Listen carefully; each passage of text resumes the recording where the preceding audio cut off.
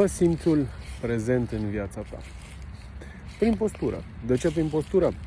Pentru că postura reprezintă o formă prin care poți primi un feedback constant vis-a-vis de modul în care îți acționezi corpul. Pentru a menține postura, de fapt, ai nevoie să acționezi. Nu poți de la sine să stai într-un anumită formă și mai departe să rămâi inconștient. Și este o informație transmisă, îmi pun piciorul, stau cu piciorul, îmi țin șoldul, îmi țin capul și așa mai departe. Un lucru pe care îl fac prin intermediul propriului meu simț. Adică în sine ajung să mă activez prin mine. Eu dau acțiunea.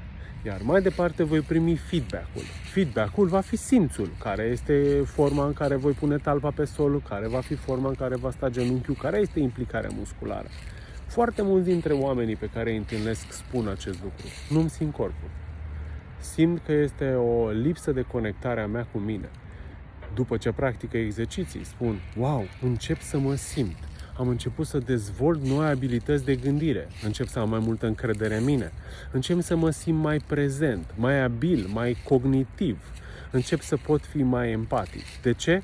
Pentru că anterior toată energia celor care nu au simțul lor cu propriul corp este direcționată în exterior.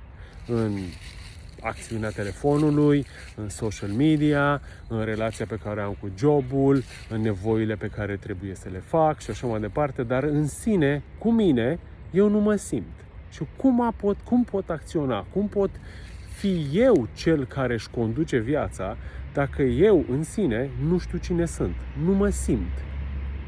De la simțul meu va ajunge mai departe să fie condusă și energia și acțiunea.